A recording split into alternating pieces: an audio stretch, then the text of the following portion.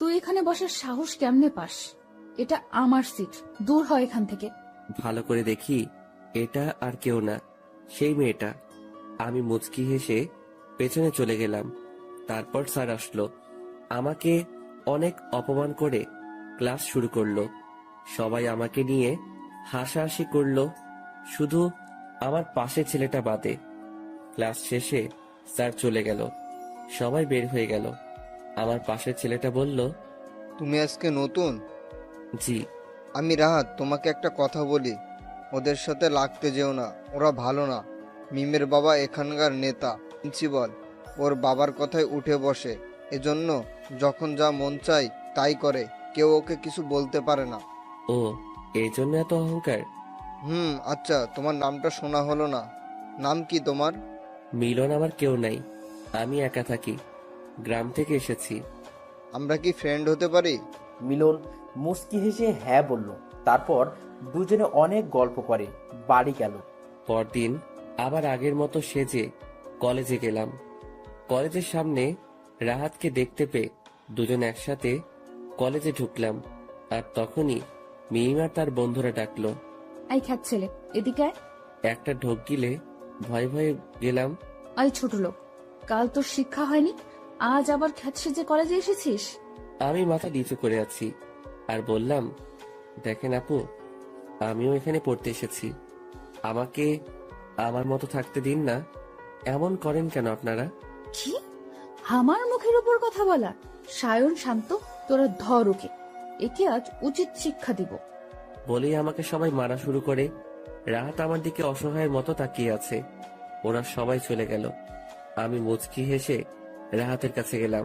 Sorry রে, ওরা তোকে মারলো আর আমি কিছু করতে পারলাম না।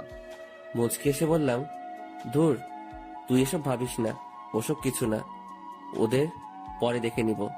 এখন চল ক্লাসে যাই। ক্লাসের স্যার এসে আবার আমাকে অপমান করে ক্লাস শুরু করলো। একে একে সব ক্লাস শেষ করে কলেজের মাঠে গিয়ে গল্প করতে লাগলাম। সবাই তোকে কত বাজে কথা বলে, তুই মন খারাপ করিস না, ওরা একদিন ঠিক শাস্তি পাবে। বাদ দে রাহাত, ওদেরকে পরে দেখে নিব।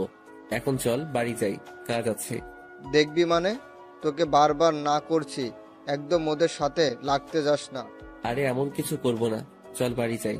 রাতের বেলা আবার নিজের আগের রূপে ফিরে এলো মিলন। কালো প্যান্ট, কালো জ্যাকেট, মুখে মাস্ক আর চুলে জেল দিয়ে, সাথে রিভলভার নিয়ে বেরিয়ে পড়ে রাস্তায়। এসে তার সামনে কয়েকটা কালো গাড়ি থামে। একজন এসে গাড়ির দরজা খুলে দেয়। রাজু, সব ঠিকঠাক আছে তো? হ্যাঁ ভাই, সব ঠিক আছে। খবর পেয়েছি লোকটা বিদেশে নারী পাচার করে। মিলন মুচকি হেসে বলল, আজও সঠিক শাস্তি পাবে। গাড়ি এসে একটা বাংলোর সামনে থামলো। চারদিকে ঘন জঙ্গল, ঘরের মাঝে হালকা আলো। চেয়ারে বসা লোকটার সামনে গিয়ে বসলো মিলন আর বলল, নারী পাচার করিস তাই না? আজ তোকে এমন ভাবে মারবো, লোকে তোর লাশটাও দেখে ভয় পাবে। না, আমাকে মারবেন না, আমার ভুল হয়ে গেছে, আমি আর এমন করব না, মাফ করে দিন আমাকে। অসহায়ের মতো বলল লোকটা। মিলন মুচকি হেসে বলল, মাফ আর আমি? তুই তো ক্ষমা পাবার কোনো রাস্তা রাখিসনি। এই বলে কপালে একটা গুলি করলো। সেটা মাথার পেছন দিয়ে বেরিয়ে গেল। তারপর শরীরের বিভিন্ন অংশ কেটে কাটা জায়গায় মরিচের গুঁড়ো দিতে লাগলো। তারপর আরো কয়েকটা গুলি করে লাশটা থানার সামনে ফেলে চলে গেল। পরদিন সকালে আবারও কলেজে গেল আগের মতোই, খ্যাত সেজে, খুব স্বাভাবিকভাবে, যেন কিছুই হয়নি। কলেজে এসে ক্লাসে ঢুকবো, তখনই মিম ও তার বন্ধুদের ডাক পড়লো। রাগ হচ্ছে খুব, সুযোগ পেলে মেরে হাসপাতালে পাঠাইতাম। এদের এত অহংকার কই থেকে আসে? এই মেয়ে শুধু মেয়ে বলে ছাড় পেয়ে যাচ্ছে। ও, এই রাহাতটাকেও আজকে দেখতে পাচ্ছি না। মনে মনে বলে, ভাবনা ভরা চেহারা নিয়ে গেলাম ওদের সামনে। আর মিম বলল, কি ভাবছিস? তোর ওই খ্যাত বন্ধুটাকে খুঁজছিস? পাবি না। ওকে তোকে নিয়ে মজা করছিলাম। ও তখন একটু লেকচার দিচ্ছিল, তাই আমরা ওকে মেরে হাসপাতালে রেখে এসেছি, যেন আমাদের মুখের উপর আর কথা বলতে না পারে। খুব রাগ হলো নিজের উপর, আমার জন্য রাহাত মার খেলো। এবার তো কিছু একটা করতেই হবে, না হলে এরা আরো বেশি এমন করবে। রাহাত কোন হাসপাতালে আছে খোঁজ নিয়ে ওর কাছে গেলাম। রাহাত আমাকে দেখে শুধু তাকিয়ে আছে। ও, এখন কেমন লাগছে তোর? এখন ভালো আছি। আমি ডাক্তারের সাথে কথা বলে রাহাতকে হোস্টেলে নিয়ে গেলাম। রাহাতকে শুইয়ে দিয়ে ওর পাশে বসে আছি। কিরে, তুই বাড়ি যাবি না? আমাদের গরিবদের আবার বাড়ি? এখন থেকে আমি এখানেই থাকবো, তোর পাশের রুমেই। তাহলে তো ভালো হলো। এখন তুই ঘুমা। আমি গেলাম রুমে। এসে একটু ভেবে শান্ত আর শারদের ফোনে ফোন দিয়ে ওদের একটা মেয়ের কথা বলে একটা জায়গায় যেতে বললাম। আর এদিকে রাজুকে ফোন করে ওদের বাংলোতে নিতে বললাম। কথা মতো কাজ হয়েছে, এখন শুধু যাবার অপেক্ষা। সবাই ঘুমিয়ে গেছে মধ্যরাতে। ওর পোশাক পরে চুলে জেল দিয়ে রিভলভার নিয়ে বেরিয়ে পড়লো। সবার চোখ আড়ালেও রাহাতের চোখে পড়লো। এটা কি হলো? ওটা তো মিলনের রুম। তাহলে এই লোকটাকেও, তাও আবার এত রাতে ওর ঘর থেকে বেরিয়ে গেল। রাহাত মিলনের পিছু নেয়, কিন্তু বেশি দূর যেতে পারে না। মাঝ রাস্তায় একটা কালো গাড়ি এসে মিলনকে নিয়ে যায়। আর রাহাত রুমে আসে। মিলন বাংলোতে গিয়ে শান্ত আর সায়নকে ইচ্ছা মতো মেরে রাহাতকে যে হাসপাতালে ভর্তি করা হয়েছিল ওই হাসপাতালে ভর্তি করিয়ে দিয়ে গেল। পরদিন সকালে মিলন রাহাতের রুমে গিয়ে দেখে রাহাত শুয়ে আছে। কিরে, কেমন লাগছে এখন? তার আগে বল, কাল রাতে মধ্যরাতে কই গেছিলি তুই? তোর কি মাথা খারাপ? আমি মাঝরাতে কেন বের হব? আমি সব দেখেছি। দামি দামি জামা প্যান্ট পরে বেরিয়েছিলি, আর তোর ঘরেও তালা ঝুলছিল, আর মাঝ রাস্তা থেকে একটা কালো গাড়িতে উঠে গেলি। মিথ্যা বলিস না, আমি সব দেখেছি। এবার সত্যিটা বল। দেখ, তুই কাল রাতে রুমে তালা দেখেছিস, তাহলে আমি সকালে বের হলাম কি করে? আর আমি রাতে না ঘুমিয়ে কোথায় বের হব? আর কি বললি, দামি পোশাক? কোনো মতে জীবন চলছে। আর তুই কি বলিস? আমি এসব কই পাবো? মায়ের খেয়ে তোর মাথাটা গেছে। জানি না, তবে কিছু তো রহস্য আছে যেটা আমি জানি না। সময় হলে সব জানবি। এখন রেস্ট নে, কলেজে যেতে হবে। এই বলে রাহাতকে কোনো মতে কাটিয়ে রুমে আসলাম। পরদিন সকালে রাহাতকে নিয়ে কলেজে গেলাম। একটু দূরে গাছের নিচে মিমো তার মেয়ে বন্ধুরা গল্প করছিল। আমি মিমের দিকে তাকিয়ে একটু মুচকি এসে যেতে লাগলাম। তখনই মিমের দেয়া সেই বিখ্যাত নাম ধরে কেউ ডাকলো। পিছনে ঘুরে দেখি মিম ডাকছে। আমি আর রাহাত গেলাম। মিম রাহাতকে বলল, আমি কি তোকে ডেকেছি? তুই যা এখান থেকে। রাহাতও বাধ্য ছেলের মতো চলে গেল। ওই খাচ্ছেলে, আমাকে দেখে হাসছিলি কেন? আমি কি হাসির কিছু মেরে তোকে হাসপাতালে পাঠিয়ে দেব? আর একবার যদি এমন করিস, আজ মাফ করে দিলাম, যা। আমি আস্তে আস্তে আসতে লাগলাম। তখনই শুনতে পেলাম মিম বলছে, সিয়াম, শান্ত, এরা কেউ আসছে না কেন? আমি একটু পিছনে ঘুরে বললাম, আসবে না বলে মুচকি এসে চলে গেলাম। মিম অবাক হয়ে তাকিয়ে আছে। তারপর সায়নের ফোনে ফোন করলো, কিন্তু ফোন সুইচ অফ দেখাচ্ছে। শান্ত এর ফোন ও সুইচ অফ। অনেক ভেবে মিম শায়নের বাড়ির নাম্বারে কল করলো। শায়নের মা ধরলো। হ্যালো আন্টি, সায়ন কই? আজ কলেজে আসলো না যে? শায়নের মা হু হু করে কেঁদে দিল আর বলল, মা, কাল রাতে সায়নকে কে যেন মেরেছে। ওকে তো হাসপাতালে ভর্তি করিয়েছি, এখন একটু ভালো আছে। ডাক্তার বলেছে একটু দেরি করে আনলে বাঁচানো যেত না। ওকে আন্টি, আপনি চিন্তা করবেন না, আমি দেখছি। ফোন রেখে হাসপাতালে চলে গেল সায়ন। মিমের দিকে চোখ খুলল। কিরে সায়ন, কে মারলো তোকে এইভাবে? মিম দূরে দাঁড়িয়ে কিছু একটা ভাবছে। ওর ভাবনার ছেদ ঘটে তানহার ডাকে, এই মিম, কি এত ভাবছিস? ভাবছি কে মারতে পারে। ওই খ্যাত ছেলেটা। ছেলেটা তখন কেমন আগে থেকেই বললো, দেখলি না যে ওরা আজ আসবে না? ও জানে কেমনে? তাহলে কি ও নিজে এদের? কি যে বলিস না, ওই রকম ছেলে মারবে? এদের মারতেও তো নিজেই মরবে। না, তোরা যা ভাবছিস তা না। ওটা তো একটা খ্যাত। ও কি করে মারবে? যে ছিল তার মুখটা তো দেখতে পেলাম না। মুখে মাস্ক পরেছিল, না হলে দেখে নিতাম। ওকে থাক তাহলে, আমরা যাই। সুস্থ হয়ে কলেজে আসবি। হুম। মিমের ভাবনার শেষ নেই। নিজেও জানে না কেন ওই ছেলেটাকে নিয়ে ভাবছে। আর ছাদে দাঁড়িয়ে রাতের ব্যস্ত শহর দেখছে। হঠাৎ চোখ পড়লো একটা লোক প্রাণপণে দৌড়াচ্ছে, তার পিছনে আরো একটা লোক। মিম তাড়াতাড়ি বাইরে আসলো। তখন মিলন মিমের সামনে পড়লো। মাস্ক পরে থাকায় মিম মিলনকে চিনতে পারলো না। মিম বলে উঠলো, কে ওখানে? মিলন না দাঁড়িয়ে চলে গেল। ততক্ষণে লোকটা পালিয়ে গেছে। মিলন আর না দাঁড়িয়ে চলে গেল ওখান থেকে। ও শিট, এই মেয়েটার জন্য পালিয়ে গেল, তবে ধরবই ওকে। পালিয়ে আর যাবে কই? পরদিন সকালে মিম ও তার বন্ধু কলেজে গেল, শান্ত আর সায়ন বাদে। কিছুক্ষণ পর রাহাত আর মিলন কলেজে আসলো। মিমের দিকে দেখলো, কিন্তু আজ মিম ওদের কিছুই বলল না। একে একে সব ক্লাস শেষ করলো, কিন্তু মিম আজ চুপচাপ। খুব অদ্ভুত লাগছে ব্যাপারটা। মিলন মিমের দিকে তাকিয়ে ভাবছে, আর রাহাত মিলনকে ডাকলো। কি এত ভাবছিস বলতো? ভাবছি ওরা আজ আমাদের কিছুই বলল না। যাক, ভালোই হয়েছে। বাদ দে, চল হোস্টেলে যাই। আজ মিমও চলে গেল। রাতের বেলা মিম একটা কফি বানিয়ে ছাদে গেল। রাতের তারা ভরা আকাশটা দেখতে থাকে। এদিকে মিলন কালকের সেই লোকটার খোঁজে বেরিয়েছে। চারদিকে ওর লোকদের নজর রাখতে বলে, আর পেয়েও যায়। নেশা করে বার থেকে ফিরছে। মিলন গিয়ে শার্টের কলার ধরে বলল, অবৈধ ব্যবসা করিস আর লোককে ব্যবসা শেখাস। আজ তোকে আমি শেখাবো কেমনে মৃত্যুর খেলা। চল তুই। ওকে গাড়িতে তুলে নিয়ে এলো বাংলোতে। এনে একটা চেয়ারে বসিয়ে হাত পা বেঁধে দিল। তারপর মুখে লেবুর রস দিল নেশা কাটানোর জন্য। তারপর চলে গেল। পরদিন সকালে মিলন লোকটার গায়ে গরম পানি ঢেলে দিল। লোকটা চিৎকার করে জেগে উঠল আর বলল, তুই কাজটা মোটেও ঠিক করছিস না, এবার ছেড়ে দে, দেখ তোর কি অবস্থা করি। আহ, এত চিৎকার ভালো লাগে না। এটুকুতে ভয় পাচ্ছিস? যখন তোকে তিলে তিলে মারবো তখন কি করবি? আর তোকে ছেড়ে দেওয়ার জন্য আনিনি, ভয়ঙ্কর মৃত্যু দেওয়া হবে তোকে। মিলন লোকটাকে বেল্ট দিয়ে মারতে লাগলো। তারপর প্রত্যেকটা ক্ষত জায়গায় মরিচের গুঁড়ো লাগিয়ে দিল। আমি সইতে পারছি না, এভাবে মারাচ্ছে, একেবারেই মেরে ফেলো আমাকে। মিলন লোকটার মুখে অ্যাসিড মেরে মাথায় আর বুকে গুলি করলো। লোকটার নিথর দেহ পড়ে রইল মেঝেতে। রাজু, লাশটা থানার সামনে ফেলে রেখে আয়, আর কোনো প্রমাণ যেন না থাকে। মিলন চলে গেল ওখান থেকে।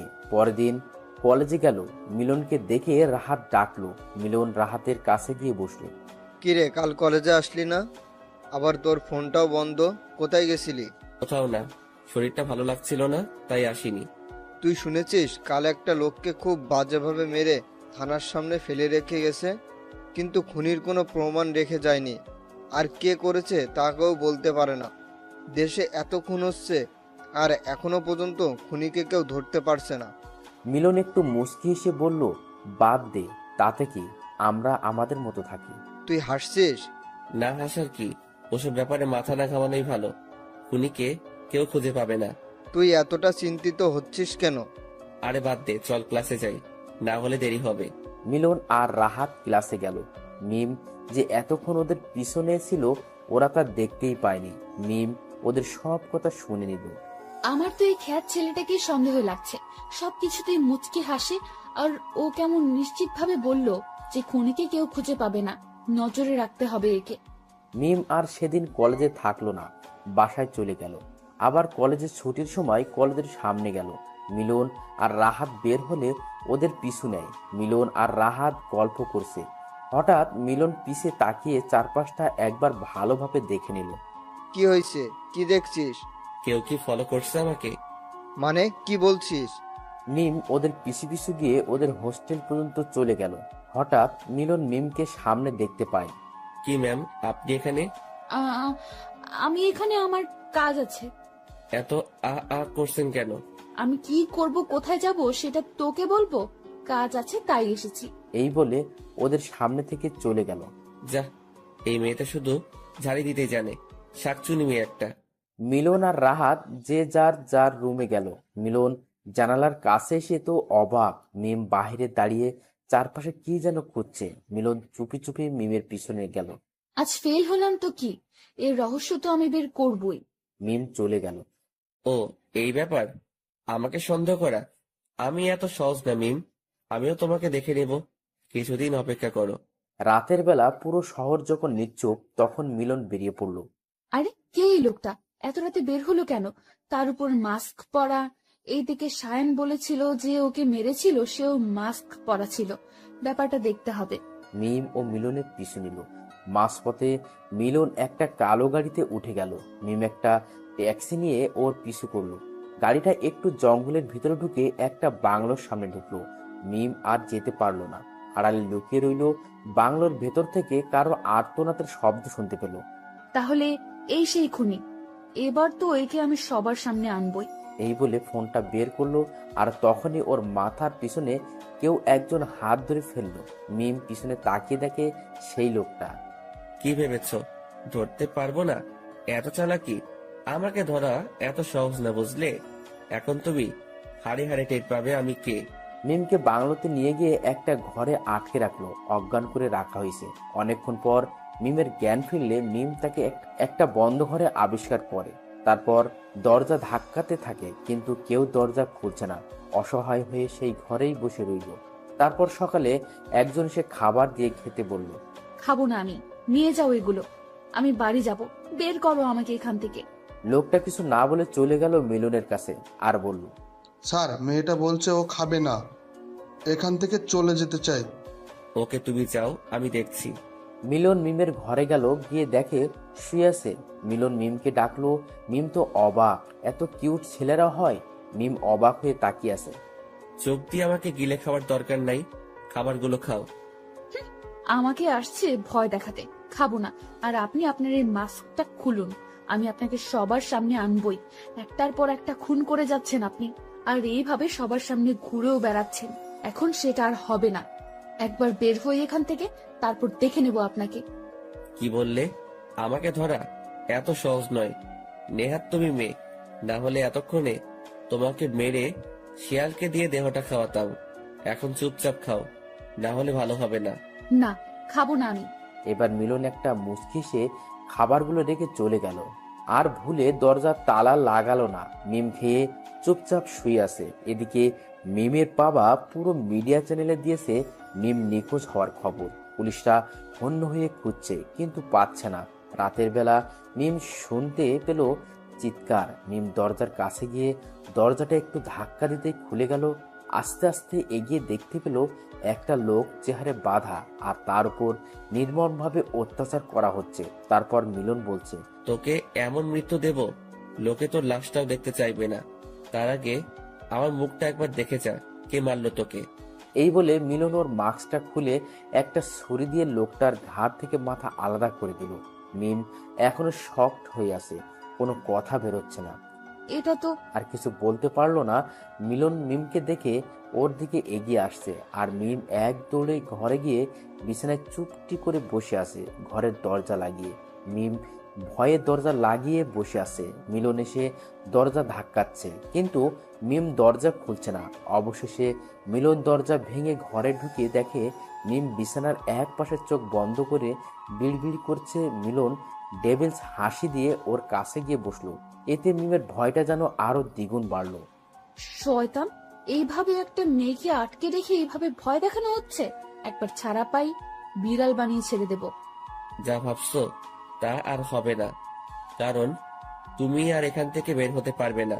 ইচ্ছে করলে সবার মতো তোমাকেও একেবারে মারতে পারি, কিন্তু না, তুমি আমাকে অনেক জ্বালিয়েছো, তোমাকে তিলে তিলে মারবো। এই বলে মিলন মিমকে টেনে বাথরুমে নিয়ে ঝর্ণা এর নিচে রেখে ঝর্ণা ছেড়ে দিয়ে বলল, এখানে এভাবে ভিজতে থাকো যতক্ষণ আমি না বলছি বের হবে না। এই ঠান্ডায় আপনি যতক্ষণ বলবেন আমি ততক্ষণ এখানে দাঁড়িয়ে থাকবো। পাগল আপনি? চুপচাপ যা বলছি তাই করো, না হলে এর ভেতর যে কয়টা গুলি আছে সব তোমার মাথায় যাবে।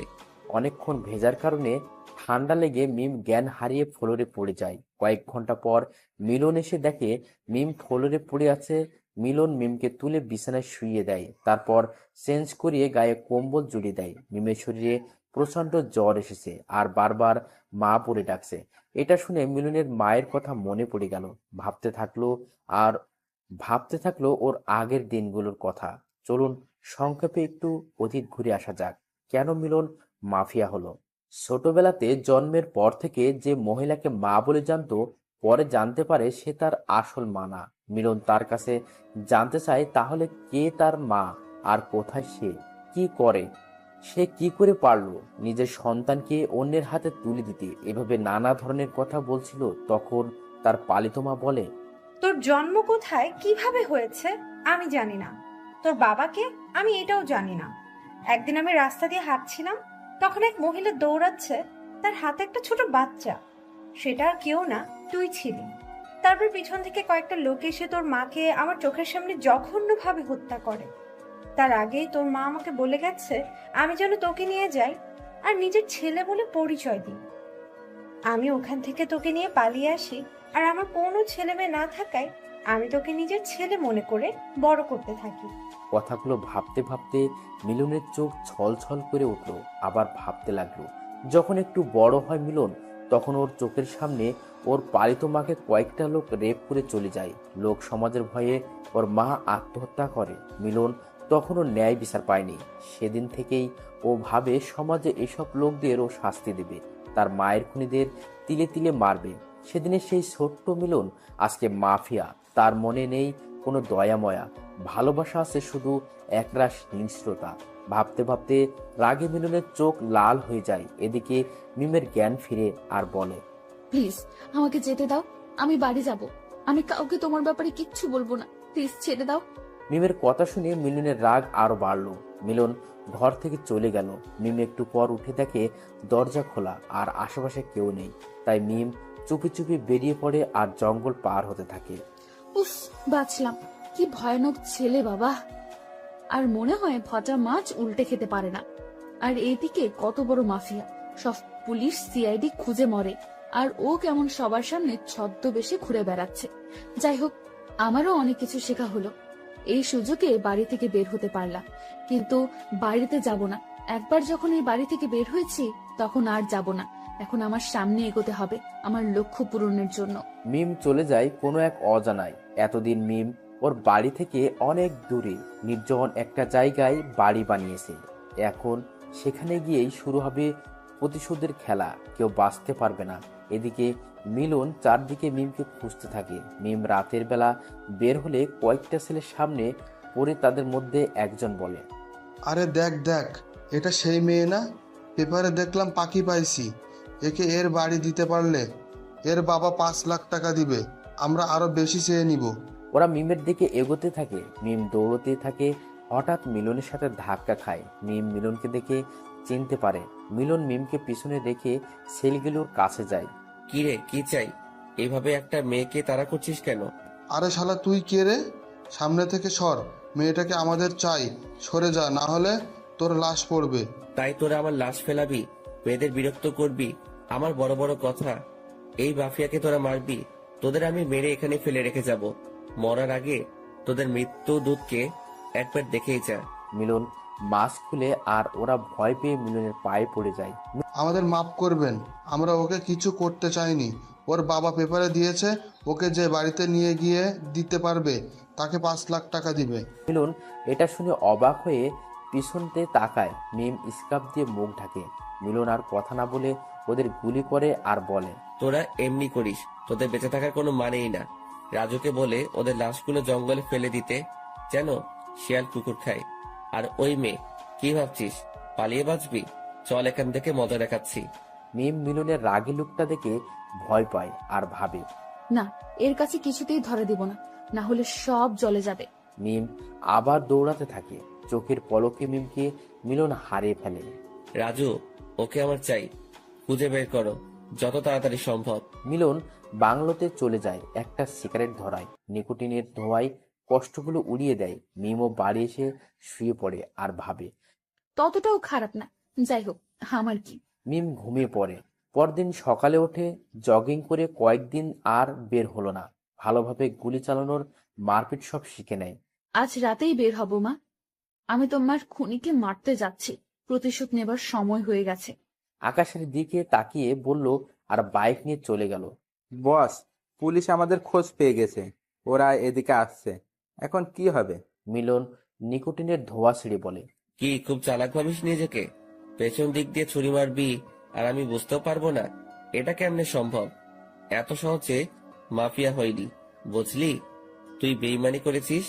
বেইমানিদের আমার কাছে কোনো মাফ নেই। মিলন বাকি গার্ডদের বলে ওকে ক্রস ফায়ার করতে। ওরা ওকে মারে। নিমিষে রক্ত দিয়ে ভেসে যায়। ফ্লোরটা বাহিরে পুলিশ এসে গেছে। পুলিশটা সিগন্যাল দিচ্ছে। একটা পুলিশ বাড়ির ভিতরে ঢোকে। মিলনের দিকে গুলি তাক করে আর বলে, সবাই হাত ওপরে তোল, অনেক জ্বালাছিস, এখন জেলে গিয়ে পচে মরিস। মিলন মুচকি হেসে পাটা একটু তুলে লাইটে গুলি করে রুমটা অন্ধকার হয়। আর এই সুযোগে গোপন দরজা দিয়ে সবাই পালিয়ে যায়। সবাই জঙ্গলে লুকিয়ে পড়ে, কিন্তু মিলন আলাদা রাস্তায় যায়। পুলিশরা আবার মিলনকে ঘিরে ফেলে আর বলে, বাকিদের পায়নি তো কি, কান টানলে মাথা আসে। মিলন চুপ করে আছে, চারদিকে দেখছে।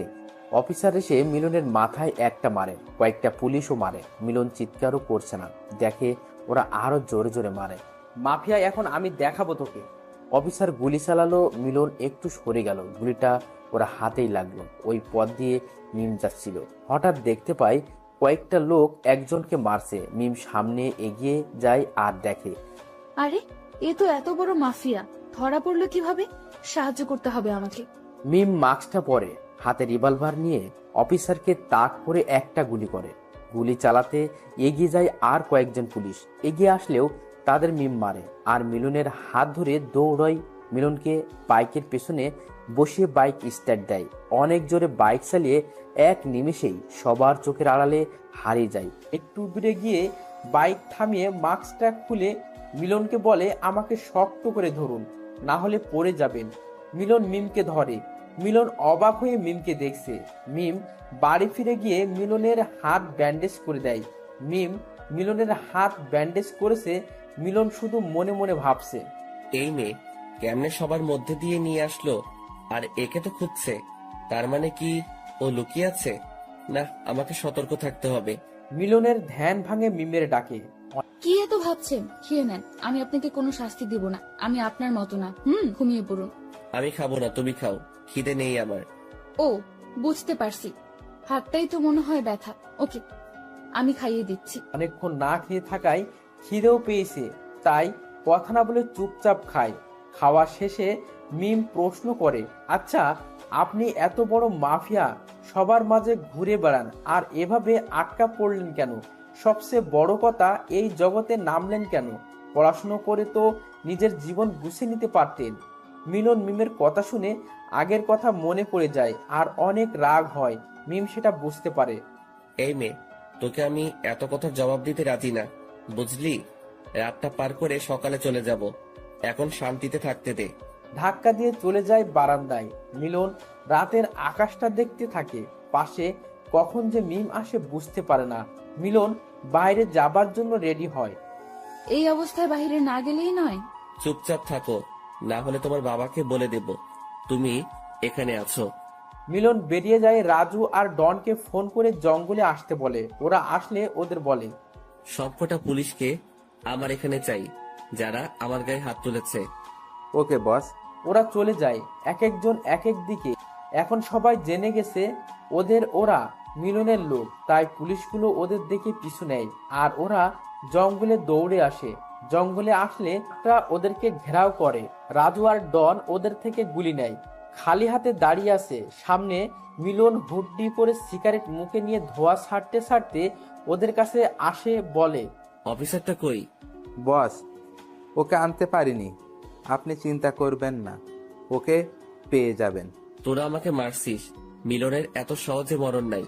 এখন তো তোদের মৃত্যু আমার হাতে, আর সেটা এতটাই কষ্টের হবে, তোরা নিজেরাই নিজের মৃত্যু কামনা করবি। ওই কে আছিস, এক একটাকে গাছের সাথে বাঁধ। সবাইকে বাধা হলো। মিলন সবার চোখের মরিচের গুঁড়ো দেয় আর ওরা চিৎকার করতে থাকে। মিলন হাসতে থাকে। গার্ডরা ভয়ে চুপ করে দাঁড়িয়ে আছে। তারপর লোহার রড দিয়ে একে একে সবাইকে মারছে। বড় ক্ষত জায়গায় মরিচের গুঁড়ো দিচ্ছে। এখন ওরা নিজেরাই নিজেদের মৃত্যু কামনা করছে। এই ক্রসফায়ার কর এদের। ওরা সবাইকে মেরে দেয়। মিলন রক্তাক্ত শরীর নিয়ে যায় মিমের বাড়ি। মিম তো মিলনকে দেখে অবাক, ভয়ে কিছু বলছে না, কারণ মিলন এখনো অসম্ভব রেগে আছে। তাই মিম চুপ করে আবার শুয়ে পড়ে। মিলন ক্লান্ত থাকায় সেও ঘুমিয়ে পড়ে। মিম সকালে উঠে দেখে মিলন এখনো ঘুমাচ্ছে। খুব মায়াবী লাগছে ওকে, হয়তো ওর প্রতি দুর্বল হচ্ছে। ধুর, কি ভাবছি এসব? আমার এসব মানায় না। হঠাৎ মিম বাইরে গুলির শব্দ শুনতে পায়। এ কি, এখানে কে আসতে পারে? এইটা অসম্ভব, এই ঠিকানা তো কারো জানার কথা না। মিম জানালা দিয়ে দেখে কয়েকজন লোক গুলি তাক করে দাঁড়িয়ে আছে। মনে হয় কেউ বের হলে তাকে সাথে সাথে মরতে হবে। মিম দ্রুত মিলনকে ডাকে আর দেখায় ওদের। দুজনে খুব চিন্তায় আছে, কি করা যায়। এদিকে বাইরে আবার গুলির শব্দ। কেউ একজন চিৎকার করে বলছে, এই মাফিয়ার বাচ্চা বের হ বলছি, আমি জানি তুই এখানেই আসিস। মিলন বুঝতে পারে যে ওরা ওকে মারতে এসেছে। মিলন বলে, তোমার প্রয়োজনীয় জিনিসগুলো একটা ব্যাগে নাও, কাল দেখেছি পেছনের জঙ্গলের দিকে দরজা আছে, ওই দিক দিয়ে বের হয়ে যাব। মিম তাড়াতাড়ি কয়েকটা জামা আর রিভলভার নিয়ে নেয়। মিলনের যেহেতু এখনো কিছু নেই, তাই ও শুধু পিস্তল নিল। বাইরে থেকে দরজা ধাক্কানোর আওয়াজ আসছে। ওরা চুপি চুপি বেরিয়ে যায়, জঙ্গলের দিকে দৌড়তে থাকে। এদিকে লোকগুলো দরজা ভেঙে ভেতরে ঢুকে পরে কাউকে দেখতে পেল না। পুরো বাড়ি তন্ন তন্ন করে খোঁজে, দেখে জঙ্গলের দিকে দরজা খোলা। তার মানে ওরা এদিক দিয়েই পালিয়েছে। ওই চল সবাই। সবাই দৌড়াচ্ছে, মিলন আর মিম। কারো পায়ের শব্দ পেয়ে জঙ্গলের ধারে একটা ডোবার কাছে গাছের আড়ালে লুকিয়ে ওরে মিম ভয়ে মিলনের হাত ধরে আছে। দুজনেই একদম চুপচাপ, একটু শব্দ করলে ওরা জেনে যাবে। দুজনের নিঃশ্বাসের শব্দও শুনতে পাচ্ছে। তখনই ডোবার ধার দিয়ে একটা বড় সাপ যাচ্ছিল। মিম তো দেখে ভয়ে চিৎকার দেওয়ার মতো অবস্থা। মিলন সেটা বুঝতে পেরে মিমের মুখ চেপে ধরে রাগে লুকে মিমের দিকে তাকায়। মিলন বুঝতে পারছে মিম ভয় পেয়েছে। মিমকে বুকের সাথে ধরে রাখে। মিমও শান্তভাবে চোখ বন্ধ করে থাকে। এভাবে রাখার কোনো মানে হয়? শত হলেও আমি মেয়ে, আমার মধ্যেও ফিলিংস হয়। ধুর, কি ভাবছি আমি? আমার এসব ভাবা ঠিক না।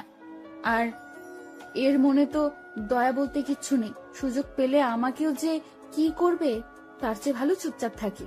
মনে মনে বলছে মিম। এদিকে ওরা প্রায় কাছাকাছি। ওদের মধ্যে কেউ একজন বলল, বস, ওরা মনে হয় জঙ্গলে নেই, পালিয়েছে।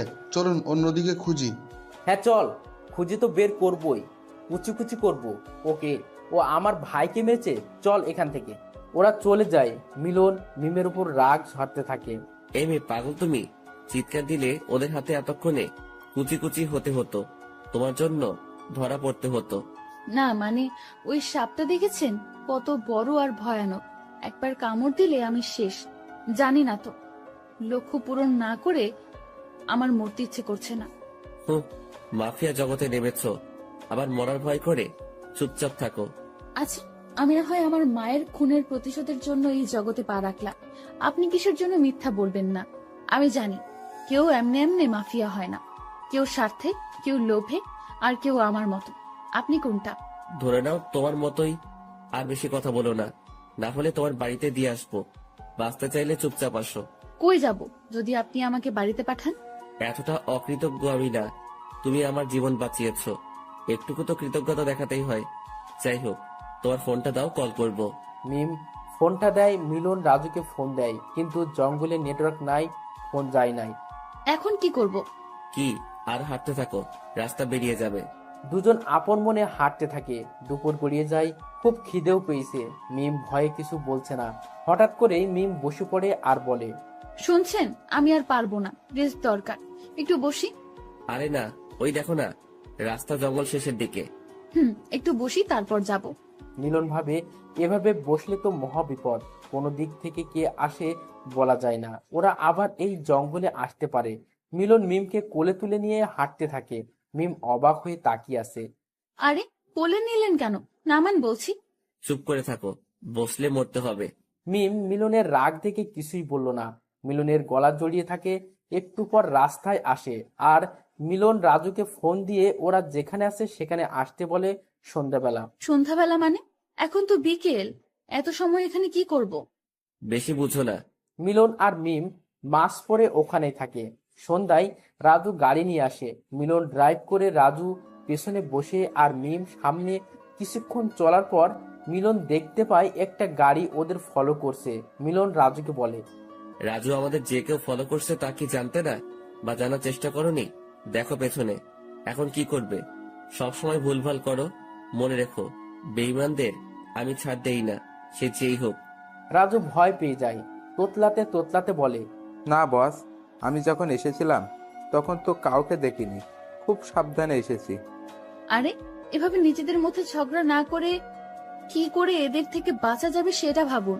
মিম একটু বাইরে উকি দিয়ে দেখে গাড়িটা আর কারো না, বাবার। তার মানে বাবা কি করে জানলো আমি এদের সাথে? এটা আমার বাবা, এটা আমাদের গাড়ি। কি তোর বাবা? Oh no. মিলন রেগে জোরে গাড়ি চালায়। সবাই ভয়ে কাঁপছে। এত স্পিড নিয়ে চালাচ্ছে, যে কোনো সময় দুর্ঘটনা ঘটে যেতে পারে। মিলন শর্টকাট রাস্তা ধরে কোনো রকম ওদের কাটিয়ে একটা নীরব জায়গায় এসে গাড়িটা থামিয়ে তিনজনই দৌড়ে গেল। যে বাড়িতে ওঠার কথা ছিল সবাই হাঁপাচ্ছে। রাজু মিলনকে বলে, বস, এখন আর কিছু হবে না, সব ঠিক আছে। এখন কেউ আসতেও পারবে না। রুমে গিয়ে ফ্রেশ হয়ে নিন। সকালে কি করবেন তখন প্ল্যান মাফিক সব করা যাবে। সবাই রুমে গেল। রাজু মিমের রুম দেখিয়ে দিয়ে গেল। মিমের ঘুম আসছে না, মাথায় একটাই চিন্তা ঘুরছে, প্রতিশোধ। সকালে ঘুম থেকে উঠে মিম নাস্তা বানিয়ে নেয়, সবাই খায়। মিম মিলনকে বলে, আচ্ছা বের হব আমি আজ রাতে, আমার হাতে সময় নেই, যা করার তাড়াতাড়ি করতে হবে। মিলন ভোরু কুচকে বলে, যাই করো, তোমার জন্য যেন কোনো বিপদ না হয় আর নিজেও সেফে থাকবে। দিনটা কেটে যায়। মিম রাতে বেরিয়ে পড়ে, নিজের বাড়ির ডুপ্লিকেট চাবি দিয়ে ঢোকে। আস্তে আস্তে ওর বাবার ঘরে যায় আর মাথার কাছে পিস্তল ধরে চিৎকার করে মিমের বাবার ঘুম ভেঙে যায়। অবাক হয়ে যায় এভাবে কাউকে মাথার কাছে গুলি ধরতে দেখে। ভয়ে তোতলাতে তোতলাতে বলে, কে তুমি? এভাবে একজনের ভয় দেখানোর মানে কি? ছলনাময়ী অনেক হয়েছে, আজ আমি আমার মায়ের খুনের প্রতিশোধ নিব। যতটা নির্মম ভাবে মেরেছিস তার চেয়ে বেশি কষ্ট দিয়ে মারবো তোকে। কি ভেবেছিস আমি জানতে পারবো না? আমি সব জেনে গেছি। এটাও জানি তুই আমার বাবা না, আমার চাচা। আমার মাকে খুন করেছিস এসব সম্পত্তির জন্য। আফসোস, তোর সম্পত্তি ভোগ করতে পারবি না। কি বলছো মিম তুমি? আমি তোমার মাকে মারিনি। তোমার মাকে মেরেছে জানো? দেখো, এই ছেলেটা মেরেছে। এ একটা বড় মাফিয়া। এর সাথে তোমার বাবার শত্রুতা ছিল, তাই এ তোমার পরিবারকে শেষ করার পরিকল্পনা করে। তোমার বাবা দুর্ঘটনায় মারা যায় আর তোমার মাকে এ মেরেছে। আর আমি তোমাকে নিয়ে পালিয়ে আসি, তোমাকে কোলে পিঠে করে মানুষ করি, আর আজ তুমি আমার দিকে আঙুল তুলছো? ছি! মিস্টার হাসান সব এমনভাবে গুছিয়ে বলল যেন আগে থেকেই জানতো এমনটা হওয়ার কথাই ছিল। মিম তো কিছু বলতে পারছে না। ছবিটা যে আর কারো না, মিলনের। কাকে বিশ্বাস করবে মাফিয়া? মিলনকে না তার চাচাকে? মিলন তো সত্যি অনেক বড় মাফিয়া, মারতেও পারে। আর এ তো আমার চাচা, বড় চাচা। আমাকে মিথ্যা বলবে না। মিম, তুমি আমার বাড়ি থেকে বেরিয়ে যাও। তোমার মতো মেয়ে দরকার নেই। আর যদি এসব ভাবনা ছাড়তে পারো তবে ফিরে এসো আমার আগের মিম হয়ে। মিম নিশ্চুপে বেরিয়ে যায়। মিস্টার হাসান হাসছে। তুমি একটা বাচ্চা মেয়ে মিম, তুমি কি না মারবে আমাকে? যাও, এখন দুই মাফিয়ার যুদ্ধ করো। হা হা হা। মিম একটা ব্রিজের উপর গিয়ে দাঁড়ায় আর ভাবতে থাকে, মিলনের বাবার সাথে কি সম্পর্ক থাকতে পারে যার জন্য ও আমার মাকে এত নির্মমভাবে মারলো? জবাব তো ওকে দিতেই হবে, সাথে মরতেও হবে। মিলন ওই রাস্তা দিয়ে যাচ্ছিল, পিছনে গার্ডটাও আছে। মিলন গাড়ি থামিয়ে মিমের কাছে যায়। মিম কাঁদছে। কাদার কি কোনো জায়গা নেই? জায়গাটা সেফ না। যার জন্য বের হয়েছিলে কাজ শেষ হয়েছে না বাকি আছে? আমি কি হেল্প করব? মিমের রাগ উঠছে, মিলনের দিকে তাকাতেই পারতেছে না। শত হলেও মেয়ে মিলনের জন্য একটু হলেও মনে জায়গা দিয়েছে। হয়তো তার জন্য মিলনকে মারতে এত কষ্ট পাচ্ছে। কি হয়েছে? আমার দিকে তাকাও। কি হয়েছে বলো, আমি সমাধান করার চেষ্টা করব। মিম মিলনের দিকে এক নজর তাকিয়ে পকেট থেকে পিস্তল বের করে মিলনের বুকে দুটো গুলি করে। মিলন মিমের দিকে এখনো তাকিয়ে আছে। মুখ দিয়ে একটাই আওয়াজ বের হয়, কেন করলে মিম? কি আমার অপরাধ? মিম ব্রিজ থেকে ধাক্কা দিয়ে ফেলে দেয় আর চিৎকার করে কাঁদতে থাকে। মিমের পাশে রাজু এসে হাসতে থাকে আর বলে, মিম ম্যাম, আপনি এতদিনে আমার মনের আশা পূরণ করলেন। আমার কতদিন প্ল্যান ছিল ওই শয়তানটাকে মারার, পাচ্ছিলাম না। এখন ওর সব সম্পত্তি আমার। মিম অবাক হয়ে রাজুর কথা শুনছে। তার মানে রাজু বেইমানি করতে যাচ্ছিল? রাজু দেরি না করে চলে যায় গার্ডদের নিয়ে। মিম ওখানে দাঁড়িয়ে কাঁদতে থাকে আর বলে, মা, আমি তোমার প্রতিশোধ নিয়েছি। নিজের অনুভূতিটা বিসর্জন দিয়ে রাজু সব গার্ডদের নিয়ে চলে যায়। মিমও চলে যায়। কাঁদতে কাঁদতে প্রত্যেকটা নিউজ চ্যানেলে দেখাচ্ছে দেশের সবচেয়ে বড় মাফিয়া অবশেষে খুন হলো কোন এক মুখোশধারীর কাছে। কে এই মুখোশধারী যে এই অসাধ্য সাধন করলো? সে যেই হোক না কেন, তাকে আন্তরিকভাবে জানাই আমাদের সকলের শুভেচ্ছা। সেদিনের পর থেকে মিম নিজেকে গুটিয়ে নেয়, নিজের মনে ভাবতে থাকে, কিছু একটা ভুল হয়েছে। এভাবে মিলনকে খুন করা ঠিক হলো না। হয়তো এমন সত্যি আছে যেটা আমি জানি না। আমি কেন সত্যিটা যাচাই করলাম না? আমি যখন সত্যি একা থাকতে পারছি না। মনে মনে যে আমি তোমাকে ভালোবাসি, জানি তুমি কোনোদিন ফিরবে না, কারণ আমি নিজের হাতে তোমাকে শেষ করেছি। এদিকে রাজু মিলনের সব সম্পত্তি নিজের নামে করে নেয়। এখন মিলনের পুরো গ্যাংটা রাজু চালায়। খুশি মনে আর বলতে থাকে, কি হলো তোর মাফিয়া? তুই আমাকে হুকুম করতি, আজ দেখ আকাশের তারা হয়ে দেখছিস, কিন্তু কিছু করতে পারছিস না। তোর সাম্রাজ্য এখন আমার। দেখবি এখন আমি হব এই দেশের মাফিয়া, লোকে আমাকে দেখে ভয় পাবে। এদিকে রেহানা তাদের ছেলেকে নিয়ে ব্যস্ত হয়ে পড়েছে। আজ 8 মাস পর তাদের ছেলে একটু একটু করে নড়ছে। রেহানা বেগম ডাক্তারকে ডাকে, রোহান সাহেবকে খবর দেয়। ডাক্তার চেক আপ করে বলে, আপনারা বিচলিত হবেন না, রোগী এখন সুস্থ আছে, রোগীকে একা থাকতে দিন, উনি সুস্থ হবেন। রোহান সাহেব বাইরে গেলেন ডাক্তারের সাথে কথা বলতে। রেহানা বেগম তার ছেলের পাশে বসেন। বাবা, তুই জেগে উঠেছিস? উঠ বাবা, দেখ আমি তোর মা। একবার মা বলে ডাক আমাকে, কথা বল আমার সাথে। তুই আমার ছেলে, আজ থেকে তোর নাম দিলাম আবির। তুই আমার আবির। আবির শুধু ভাবছে, কি থেকে কি হলো কিছুই বুঝতে পারছি না। এরা কারা? আমাকে আবির ডাকে কেন? আপনারা কারা? আমি এখানে থাকবো না, অনেক কাজ আছে, আমার যেতে দিন। আমাকে আমার এই পৃথিবীতে কেউ নেই, আমি একা। আমি এখানে কি করে এলাম জানি না, তবে আমাকে সুস্থ করার জন্য আপনাদের ধন্যবাদ। এ কি, উঠতে পারছি না, শরীরে এত ব্যথা কেন? আহ! তুমি এখনো পুরোপুরি সুস্থ নও। সুস্থ হও, তোমাকে সব জানানো হবে। ডাক্তার বলেছে উত্তেজিত না হতে, রেস্ট করো। রেহানা, তুমি ওর খেয়াল রেখো, কোনো সমস্যা হলে আমাকে বলবে। আমি গেলাম। কয়েকদিন আবির পুরোপুরি সুস্থ হয়ে যায় রোহানা বেগমের যত্নে। আবিরকে ছেড়ে দেওয়া হয়। রোহানা বেগম আবিরকে বাড়িতে নিয়ে যায়, খাইয়ে দেয়। রাতে আবির বের হবার জন্য তৈরি হয়। রুম থেকে বেরিয়ে ওদের দুজনকে দেখতে পায়। রোহানা বেগম বলে, রাতে কোথায় যাচ্ছ? তুমি রুমে যাও এখন। ওহ, আমি কতবার বলবো আমি আপনাদের ছেলে না। আমার আসল পরিচয় জানলে নিজেরাই আমাকে বের করে দিবেন, তাই আগে চলে যাচ্ছি। দেখো বাবা, তোমাকে আমরা নিজের ছেলের মতো করে এতদিন দেখেছি। তুমি কি জানো তুমি 7টা মাস কোমায় ছিলে? তোমাকে আমরা নদীর ধারে পাই, রক্তাক্ত শরীর নিয়ে। জ্ঞান ছিল না তোমার। আমরা নিজের ছেলে মনে করে বাঁচিয়েছি। অনেক আগে আমরা আমাদের ছেলেকে হারিয়েছি। আর এখন তুমিও যদি যেতে চাও, যেতে পারো আবির। আবির বলে ডাকবেন না, খুব রাগ হয় আমার। আমার একটা নাম আছে, সেই নামে ডাকবেন। আমার নাম মিলন। আমি এ দেশের মাফিয়া। কেউ একজন আমার সাথে বেইমানি করে আমাকে মেরেছে, শাস্তি তো তাকে পেতেই হবে। ছাড়বো না আমি তাকে, যেখানে থাকুক খুঁজে বের করবই। মিলনের কথা শুনে রোহান সাহেব আর রোহানা বেগম অবাক হয়। যাকে নিজেদের ছেলে মনে করলো সে কিনা দেশের মাফিয়া। তাহলে সেদিন নিউজ চ্যানেলে এর মৃত্যুর খবর বলেছিল। মিলন নিজের রাগ কন্ট্রোল করে বলে, আপনি চিন্তা করবেন না, আমি আপনাদের কোনো ক্ষতি করব না। আর আপনি তো আমাকে মায়ের মতন আদর করেছেন, আজ থেকে আমি আপনাকে মা বলেই ডাকবো, কিন্তু আপনাকে বাবা বলতে পারবো না। বাবা নামটাকে আমি সহ্য করতে পারি না।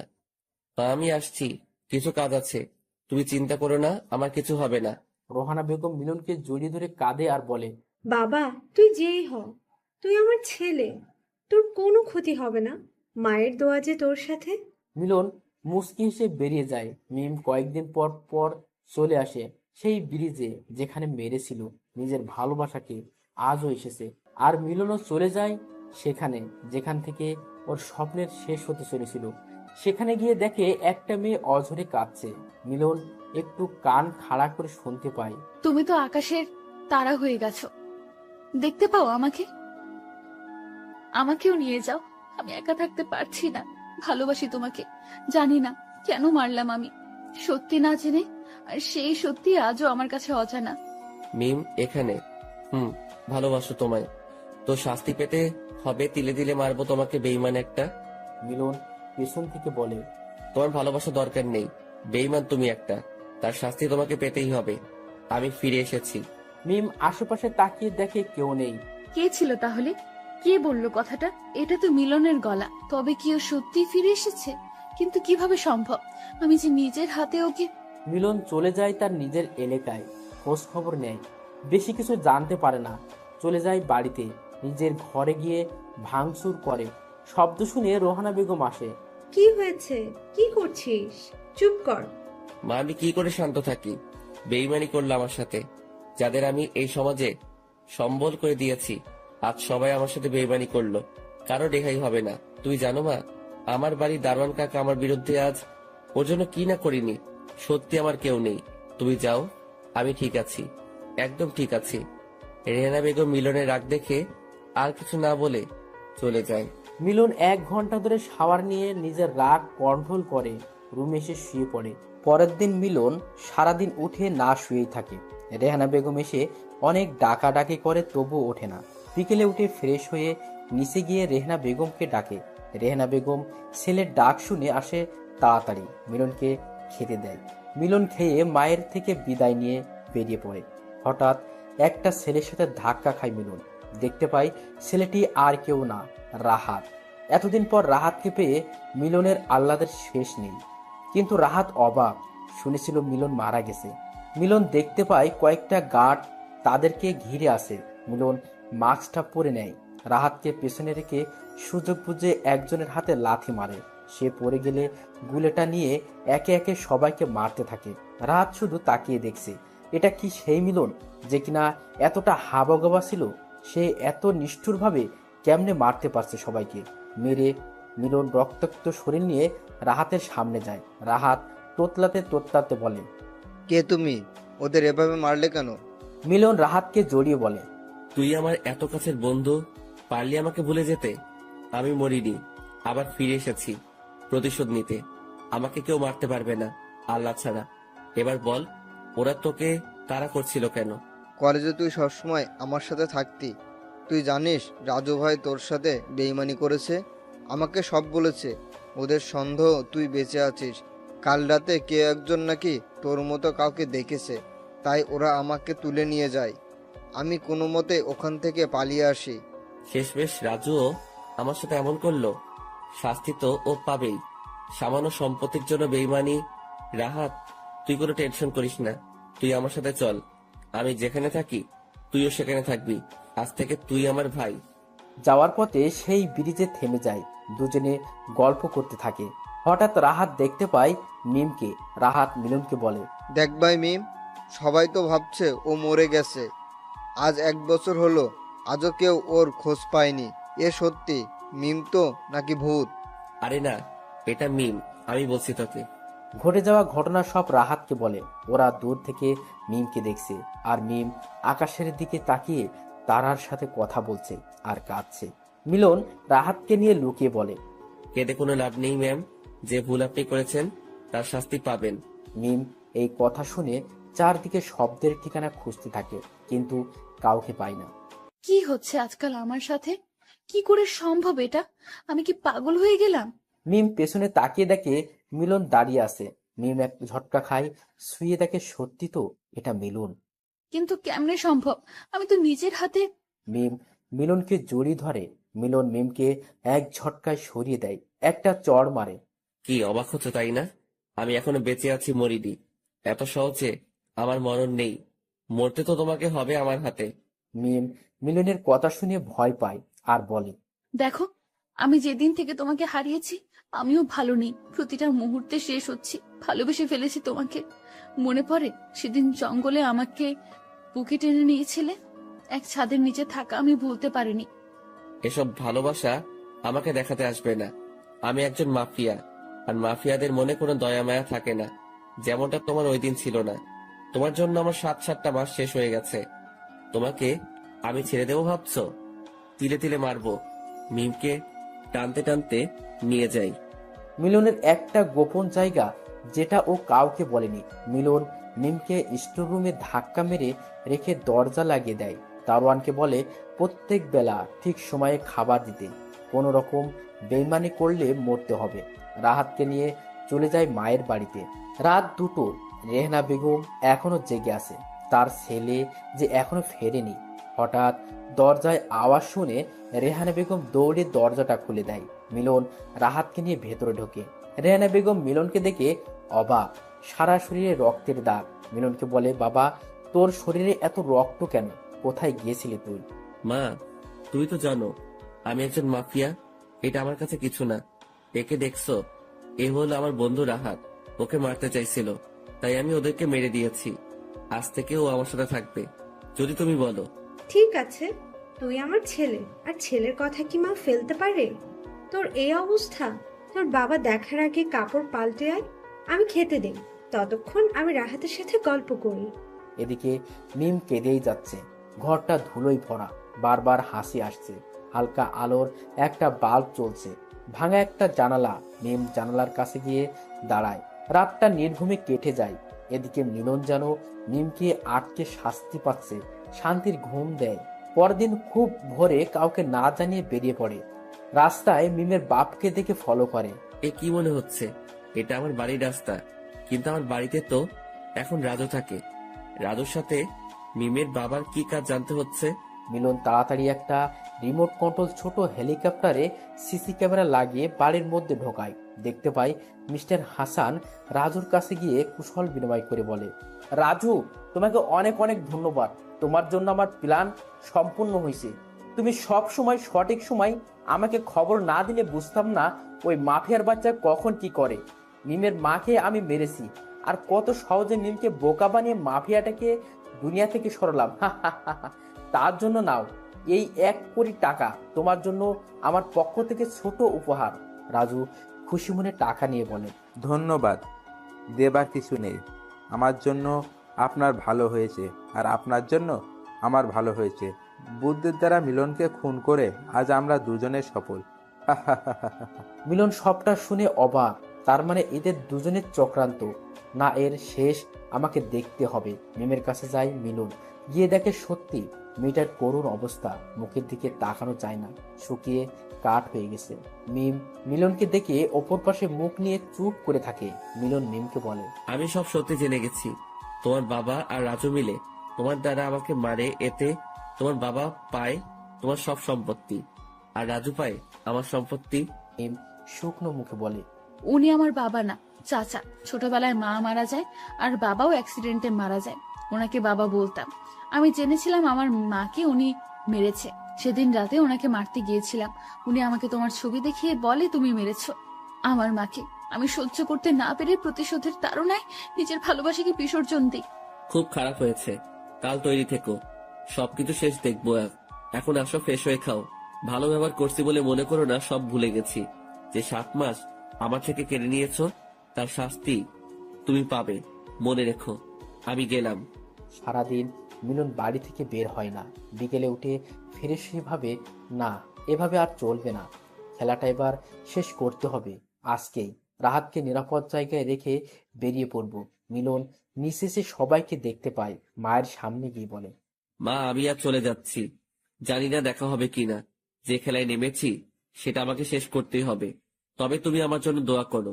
তোমরা আমার জন্য যা করেছো, হয়তো আমি সেই ঋণ শোধ করতে পারবো না। যদি কখনো মনে হয় আমাকে তোমাদের দরকার, তাহলে ফোন করো, আমি চলে আসবো। রাহাত, তুই রেডি হয়ে নে, বেরোতে হবে।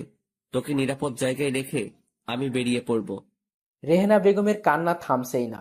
ছেলেহারা হয়ে এতদিন ছিল, একটা ছেলেকে পেয়েছে, সেও কি আজ চলে যাবে? রেহানা বেগম মিলনকে বলে, বাবা, আমি জানি তোকে না করলেও তুই শুনবি না। চলে যাচ্ছিস বলে ভুলে যাস না, তোর এই অভাগা মাকে, রাহাতকে মায়ের কাছে রেখে যা। ওকে নিয়ে যাস না। নিজের ছেলে মনে করে মানুষ করবো ওকে, অন্তত মনটা তো শান্তি পাবে। মিলন সন্ধ্যাবেলা তৈরি হয়। কালো শার্ট, কালো জ্যাকেট, চুল স্পাইপ, মুখে মাস্ক, রিভলভার, ছোট একটা ছুরি নিয়ে রাহাতকে রেখে চলে যায় মিমের কাছে। মিম এখনো স্টোররুমে বসে আছে। দরজার আওয়াজ শুনে উঠে দাঁড়ায়। মিলন মিমকে একটা প্যাকেট ধরিয়ে দিয়ে বলে, এগুলো পরে তাড়াতাড়ি রেডি হয়ে নাও, হাতে বেশি সময় নেই।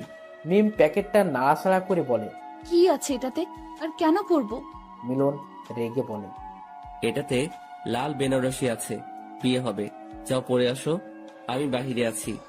মিম ভালোই বুঝতে পারে মিলন রাগ করেছে। কথাটা না বাড়িয়ে প্যাকেটটা খুলে দেখে pant, T shirt, jacket, revolver, mask. Mim দ্রুত পরে বাইরে আসে। মিলন মিমকে নিয়ে চলে যায় মিস্টার হাসানের বাড়ি। দারোয়ানকে ভয় দেখিয়ে ভেতরে ঢোকে। মিম এগিয়ে গিয়ে মিস্টার হাসানের মাথায় গুলি ধরে বলে, আমাকে মিথ্যে বলেছিলি। তোর একটা মিথ্যেতেই আমি সব হারাতে বসেছিলাম। আজ তোকে শাস্তি পেতে হবে। মিলন মিস্টার হাসানের বুকে লাথি মেরে বলে, রাজুর সাথে ষড়যন্ত্র করে আমাকে মারার প্ল্যান করছিস? এত সহজে তো আমি মরবো না। এবার মরার আগে সত্যিটা বল, আমার মাকে কে মেরেছে? আমি জানি তুই সব জানিস, কারণ তুই ছিলি মাফিয়া আর আমার বাবার সাথে শত্রুতা করে তুই আমার মাকে মারলি। আজ এমন মৃত্যু দেব তোকে, ভয় পাবে তোকে দেখে সবাই। মিস্টার হাসান ভয় পেয়ে যায়। কি করে বেঁচে ফিরল, এ আর সব জানলই বা কি করে? মিলন কথা না বাড়িয়ে মিস্টার হাসানের বুকে গুলি করে। মিম পেটে ছুরি ঢুকিয়ে দেয়। মিম আর সহ্য করতে না পেরে সাইডে যায়। মিলন মিস্টার হাসানকে এলোপাতাড়ি মারতে থাকে। মিস্টার হাসানের নিথর দেহটা দোতলা থেকে নিচে ফেলে মিমকে নিয়ে বেরিয়ে যায় রাজুর কাছে। পুরো বাড়ি গার্ড দিয়ে ঘেরা। মিলনকে দেখে সবাই আতঙ্কে পড়ে যায়। মিলন রাজুর সামনে যায় আর একটা আওয়াজ মেরে বলে, তোকে আমি রাস্তা থেকে এনেছিলাম তোর মায়ের চিকিৎসার জন্য। কত টাকা খরচ করি হিসাব আছে তোর? যে বাড়ি বানিয়েছিস সেটাও আমার টাকায়। তুই আমার সাথে বেইমানি করলি, ভালো করে জানিস বেইমানদের আমি ছাড় দেই না। তাই বিদায়, তোকে ওপারে চলে যা। মিলন রাজুকে মারে। মিলন বলে, আজ থেকে সব শেষ। যার জন্য মাফিয়া হয়েছিলাম সেটাও আজ পূর্ণ হলো। মা তুমি ভালো থেকো। আকাশের তারা হয়ে দুপোটা চোখের পানি ঝরে পড়ে। মিলন গার্ডদের গুলি করে দৌড়তে থাকে। মিমের হাত ধরে হঠাৎ মিম থমকে যায়। মিলনের পেছনে তাকিয়ে দেখে একটা গার্ড গুলি নিয়ে দাঁড়িয়ে আছে আর গুলিটা মিমের পিঠে এসে লাগে। মিলন ছল ছল চোখে মিমের দিকে তাকিয়ে থাকে। গার্ডটা মিলন একটা গুলি করে মিম কোলে তুলে নিয়ে যায় হাসপাতালে। মিম মিলনের গলা জড়িয়ে বলে, মরেই তো যাব, একবার বলো না ভালোবাসো। জানি তোমার মনে আমার জন্য কোনো জায়গা নেই, তবু বলো না। মিলন দৌড়ে কাছাকাছি একটা হাসপাতালে ভর্তি করায়। মিমকে ওটিতে নিয়ে যায় মিলন। বাইরে থাকে মিলন রাহাতকে ফোন দেয়। রাহাত সবাইকে নিয়ে আসে। মিলন রেহেনা বেগমের কাছে যায়। রেহেনা বেগম মিলনকে সান্ত্বনা দিতে থাকে। কয়েক ঘন্টা পর ডাক্তার ওটি থেকে বের হয়ে বলে, পেশেন্টের অবস্থা খুব খারাপ। মিলনকে উনি মনে হয় তাকে চাইছেন। মিলন ডাক্তারের কথা শুনে ওটি এর মধ্যে যায়। শুয়ে মিমকে জড়িয়ে ধরে কান্না করতে করতে বলে, তুমি সুস্থ হয়ে ফিরে আসো, ভালোবাসি তোমাকে আমি।